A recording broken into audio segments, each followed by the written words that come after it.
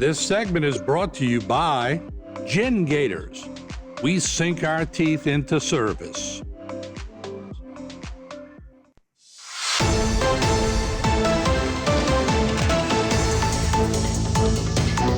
All right, welcome back to HTV News. I'm Martin False, and we are now going to go straight to the Morgan City Police Department, where Lieutenant Ricky Hartley is with us today. Lieutenant, good to see you, sir.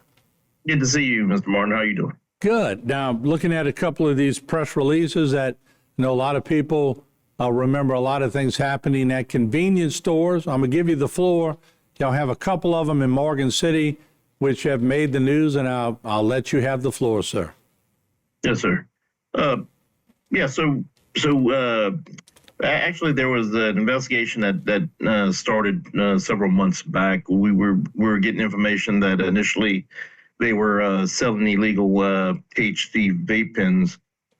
At that time, during the investigation, we later learned that they were also selling a product that honestly most of us never really heard of. We started looking into what it was, what it was scheduled, and things like that, and if it was even scheduled. We found that the legislation had scheduled tianeptine, which is in some of the products that are sold on the shelves as a Schedule 1. So tianeptine apparently is not FDA approved. And it could work its way to shelves in certain stores fairly easy if owners of stores are doing that, trying to sell things illegally or whatnot. It does happen. Obviously, in this case, it did. So we started making purchases of these items from the store several times, of course. The product at the time, I believe it was called Zaza, is what we purchased from there. That's only one of the name brands or items that has this tianeptine in it. Now, while we were purchasing these items, some of these items were not on the shelves.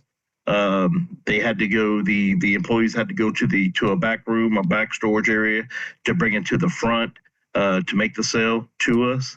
But once we got everything we believe we needed at the time, we secured search warrants and arrest warrants for certain individuals working there, and also an owner of the store.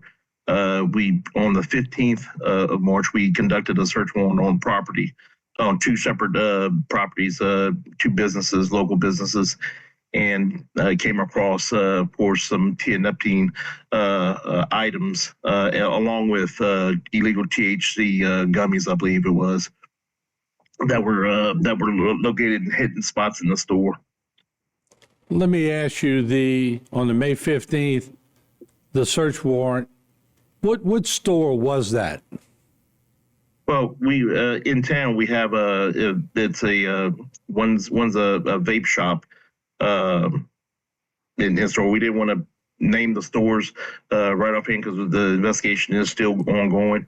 Okay. But in town we literally only have 3. Yeah. Let me ask you this: you had names that y'all posted. Raed Kasim, Madeline Wilcox, Lindsey Brown, and Katie LeBlanc were identified as suspects during the investigation. Is this something that you said y'all went in, y'all had to do an undercover? Do y'all suspect this is more widespread, or do you think y'all pretty much have it under control? At this time, we believe after we interviewed the subjects, there were statements that they made that led us to believe that they knew that the item was in fact possibly illegal. The owner definitely knew and made some statements that pointed that way.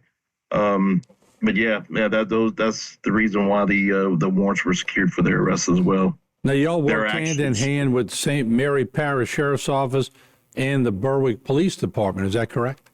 Yes, because the same owners own a store also out in the Bayou Vista area, and we believe that they had 2 residential locations in the Patterson area that we also secured search warrants for. Yeah, and of course, we had many stories in the past on convenience stores, and some of them were very alarming. So, once again, it's a different thing they're selling now, but a lot of stores tend to morph with whatever the going thing is, Yeah. I guess. Yes, like I said, tianeptine is something I can guarantee a lot of people haven't heard of. But when you start doing some research on it, you can see the dangers of it for sure. It's it affects the brain just like heroin does. It hits all the same receptors, and we've even got some information where hospitals have received patients that had similar effects or results, and whenever they went to test them, it didn't test for heroin nor fentanyl, which would have been common, of course, opiates. And people didn't hear much about fentanyl 10 to 15 years ago, if at all. Right. So we're hoping that we might have put a little dent or a stop into making something that's so dangerous get used so easily. We appreciate what you have done, Lieutenant Hartley.